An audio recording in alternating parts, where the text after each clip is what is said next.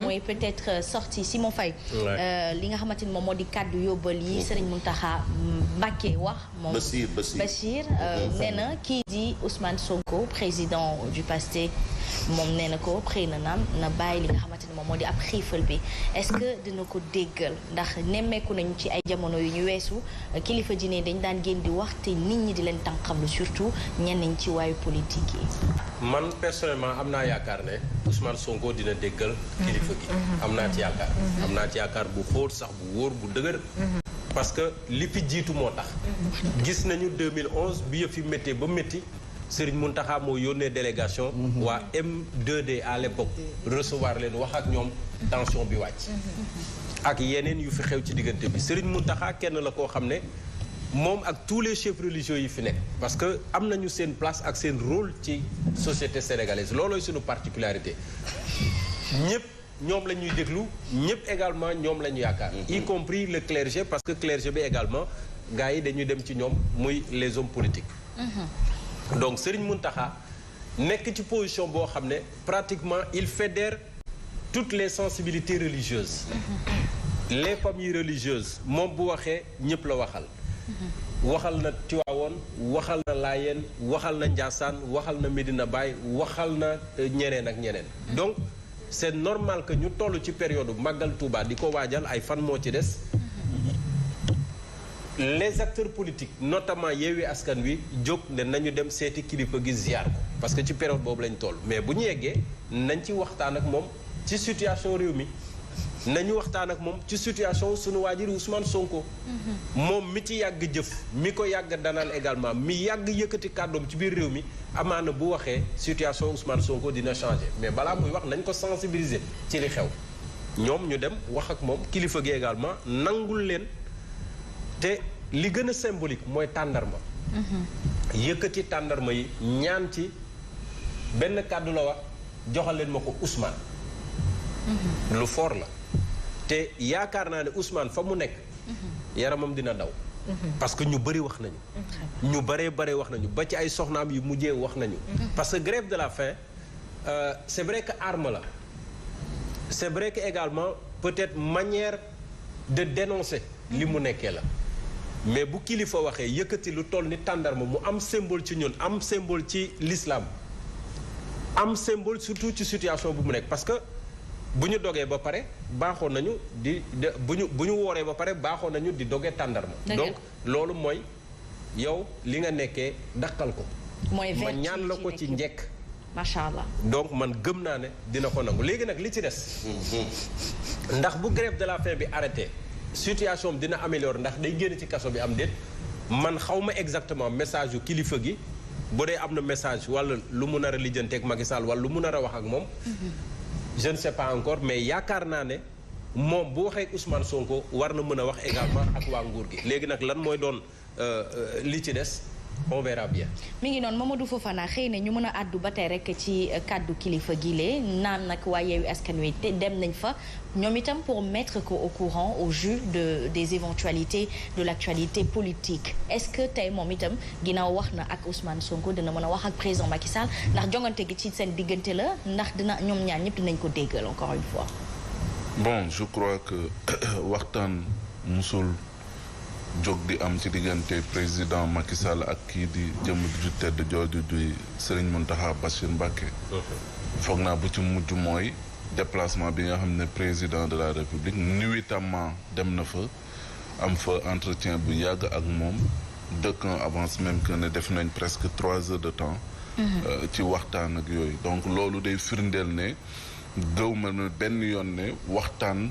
amul ci diggante ki nga xam te ne nii mooy sëñ Mountakha Bachir ak ki nga xam ne moom mooy président Macky Sall maintenant xam nga sëñ Mountakha Bachir dafa am lu muy représenté lu bëree bëri tey bu ñu demee ba xañ na ne mars 2021 ba fa nga xam ne ñëpp tiitoon nañ ñëpp jaaxle woon nañ ci fu Sénégal jëm foog naa ba mu yëkkatee ay kàddoom ci nañ gis ne ne yëf yi ci la mujjee sedd guy et j'ose espérer que te na mu ko defee woon ba jàmm mën a dox mën a wéy ci Sénégal jàpp naa ne dina ko doxalaat ci diggante d'abord Ousmane Sonko ak Macky Sall mais diggante également ci way politique yëpp.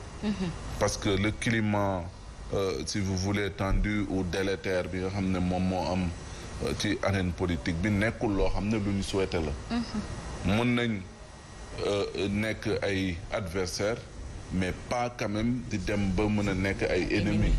je crois war nañ mën a compétir ku nekk am bëgg-bëggam mais ku ci nekk aussi ñu def ko ci respect ak joxante cër gi nga xam te ne ni moom moo war léegi nag li ci des xalif bi yóbbante na ci waaye Yewwi Ousmane Sonko. on espère que il en fera de même pour Macky Sall. pour ñu jéem a xool quand même comment faire pour que les deux hommes puissent se retrouver et se parler et voir nan nañu mën a def pour réew mi quand même mën a jàmm gi mën a sax te duñ ci mën a am beneen jafe-jafe goo xam ne dañuy wëlbati ko waat encore et il faudrait le rappeler fa lay terminer moo di ne mënuñu tout le temps aussi ñu bëgg a dem woy il faut ñu dem auprès des guides religieux jéem a régler problème loolu tam mënuñu ci tout le temps di leen ci sonal il faudrait que ñu jox leen cër ga nga xam ne moom moo war bu ñu waxee ñu dégg ñu jëfe te avancé nekk ci leneen. mi ngi noonu sabotage à Touba ñu waxtaanee ONAS on s'attaque à qui Mame Mbaye Ndiaye certainement gis nañ ay tuyaux yoo xamante ni yàq nañ ko ñoo ngi jublu màggal gi est-ce que ONAS la ñu bëgg a yàqal liggéeyam wala dëkk bu sell liggéey. gis nga am na ñoo xam ne lu jub da leen di déranger. lu normal da leen di déranger.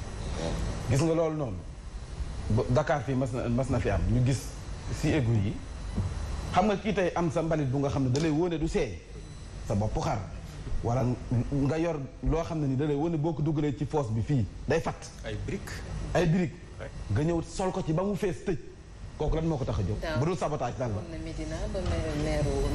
Bamba waaw mais loolu bu dul sabotage lan la bu dul sabotage lan xam nga ne lii boo ko defee ndox mi du dem te yow ndox mi bu demul yaa ngi lor waxuma amaana sax yow dëkkoo sa quartier ba yow mi ko def amaana dëkkoo sa quartier ba mais yaa ngi lor ñooñu pour lan ñu ne noo état liggéeyul en fait si sama xalaat bu fekkee da nga ko def pour ñu ne état liggéeyul mais yow loolu est-ce que boo tëddee yow di nga quitte affaire sa conscience surtout ci dëkk ak bërëb bu sell ni Touba gis nga li ñuy daj si ndox newetu daaw bi li ñu daj ren dafay yebbal rek de laa la wax yebbal rek gis nga lu ñu commencé dund mais nit ki buy def effort ONAS di def effort ñëpp xam nañ ne metti na réseau d'assainissement bi muy Dakar fu mu manti doon xam nañ ne jagul mais nga def effort def ay travaux ngir ndox mën a dem yow loo liggéey mun lu ñu naan bu nit di gas ñii di suul yow ngay as néew la nga am nga koy defar ñu ñëw di yàq sa ginnaaw loolu pour lan en tout cas est-ce que yëf yi bàyyi ko ci waa ONAS aussi non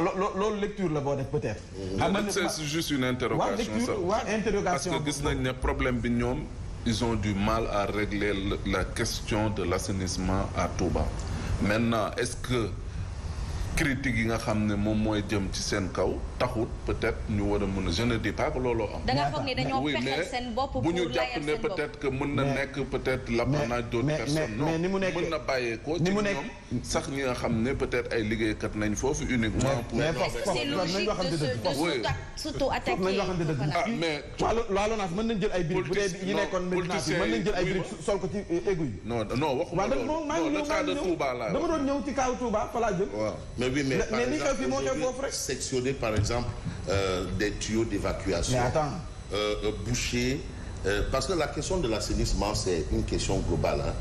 Par ce qui concerne la Médina est victime de ce qu'on appelle du sous-dimensionnement des infrastructures d'assainissement. Il est environnementaliste. Les infrastructures, là où il y avait une baraque de 5 personnes, c'est un immeuble R+15. Et on n'a pas changé les réseaux d'évacuation. C'est pour cela qu'il y a ce qu'on appelle ça dégueule. On dit ça dégueule. Mais c'est autre chose. Ça, c'est un fait. L'autre fait, il y a aussi le comportement de l'homme. Parce que quand on dit tout à l'égout là, il faut un comportement. Normalement, je prends un exemple. Canal Bounèque-Fass. Normalement, en période de saison sèche, quand il ne pleut pas, le canal doit être sec. Mais qu'est-ce qui explique que le canal soit mouillé? C'est une interrogation. Et vous avez aussi le comportement de l'homme. Ça aussi, c'est une réalité. C'est-à-dire tu transformes le réseau d'évacuation des eaux en dépotoir d'ordures. Parfois, il y a du sabotage. Ça, j'en sais. Le vol de plaques. Je connais le phénomène du vol de plaques. Ils posent plaques, ça coûte cher. D'ailleurs, j'ai même fait une enquête il y a 15 ans où on a découvert tout le réseau du vol de plaques. Et maintenant, ils ont encastré les plaques. C'est ce qu'ils ont fait désormais. Mais la question du sabotage là, ça, moi, je suis convaincu qu'il y a un sabotage. Et le sabotage là, c'est pour saboter le Magal de Touba. Mais c'est pour saboter le Magal de Touba. Et quel sabotage, oui, peut-être. Moi, combien de milliards ont été justement mis ci li nga xamanteni mom lañu wara def fofu ci Touba pour xex ndox mi nga fa batay daw bare ndox ba amna ko ñoo xamanteni batay ndox ma nga fa encore un problème. Mais est-ce que peut-être vous voulez expliquer par là que dañu bëgg encore defaat xaliss pour ne pas y mettre véritablement l'argent? Non, c'est juste encore une interrogation. Dama ne xam nga peut-être mbir bu amee mënuñu tëb rek peut-être jàpp ne mun na nekk ñeneen. Mais mun na bàyyi ko sax ci ñun parce que nit ki peut-être ak ci li muy nekk parce que boo xoolee question assainissement Touba mais c'est un véritable problème et jusqu'à présent mënuñu ko régler. Maintenant boobaak léegi ONAS def na fa ay déplacement dalal nit ñi et tout mais on s'est rendu compte que yëf yi dafa gën a pire. Maintenant yëf yi dafa gën a pire mun na pousser nit ki mu ne comme noonu la demee il faut ma jéem a simuler lenn loo xam ne mun